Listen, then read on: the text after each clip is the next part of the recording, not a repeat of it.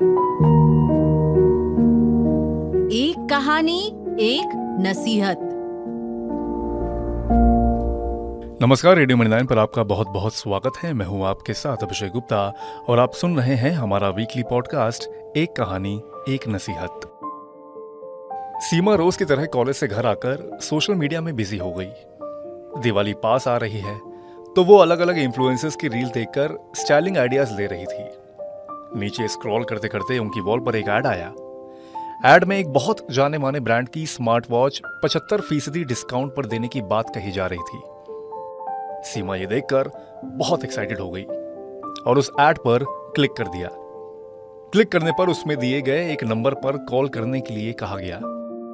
सीमा ने नंबर पर कॉल भी कर दिया और ऑर्डर प्लेस कर दिया, साथ ही बिल का भुगतान भी कर दिया। इसके बाद सीमा ने 6 से 7 दिनों तक इंतजार किया, लेकिन हफ्ता भर बीत चुका था और ऑर्डर का कोई अता पता नहीं था। इस पर सीमा ने उस नंबर पर दोबारा कॉल किया, लेकिन मोबाइल बंद मिला। सीमा को यहां पर ठगी का एहसास हो चुका था और उन्होंने साइबर सेल में जाकर इसकी शिकायत दर्ज कराई।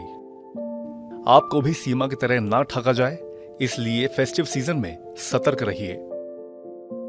दरअसल दिवाली धनतेरस की खरीदारी को लेकर ऑनलाइन ऑफरों की भरमार है। ऐसे में फेस्टिव सीजन में ठग भी फर्जी वेबसाइट बनाकर ग्राहकों को फंसाने की कोशिश करते हैं।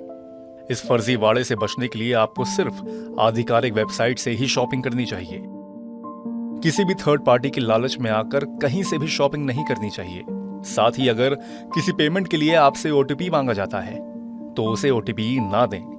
कई बार गूगल और फेसबुक जैसे सोशल मीडिया अकाउंट्स पर आपको वेबसाइट या उनके विज्ञापन दिखाई देंगे जो देखने में बिल्कुल ऑथेंटिक लगते हैं। ये सारी वेबसाइट कम पैसे में अट्रैक्टिव और ब्रांडेड सामान बेचती हैं। डील हाथ से ना निकल जाए इसलिए लालच में आकर ग्राहक भी बिना जांच पड़ताल करे इन फर्जी वेबसाइट्स में अपना पैसा फंसा देते हैं। ऐसे में शॉपिंग करते वक्त ये जरूर देखें कि उस सामान को रिटर्न करने का विकल्प है कि नहीं। किसी भी नई वेबसाइट पर ऑनलाइन पेमेंट करने से भी बचना चाहिए। आप YouTube या दूसरे मीडियम से चेक कर सकते हैं कि क्या किसी ने उस वेबसाइट से सामान खरीदा भी है या वो बस एक रेप्लिका वेबसाइट है। कई बार कैश ऑन डिलीवरी चुनने पर भी ग्राहकों को गलत सामान भेज दिया जाता है। ऐसे में ये जरूरी है कि पैसे देने से पहले आप डिलीवरी पर्सन के सामने ही सामान चेक कर लें। ध्यान रखिए कि अगर आपके पास कोई भी ऐसा मैसेज आया जिसमें आपको कोई शानदार डील दी जा रही है तो लालच में उसके ना आए, क्योंकि ऐसे फॉरवर्डेड लिंक आपका अकाउंट खाली करने के लिए काफी होते हैं। इस तरह के मैसेज में एक लिंक दिया जाता है जिस पर क्लिक करने से आप एक फेक पेज पर पहुंच जाते हैं। फिर स्कैमर के जाल में फंसकर पेमेंट कर आप ठगी का शिकार हो सकते हैं।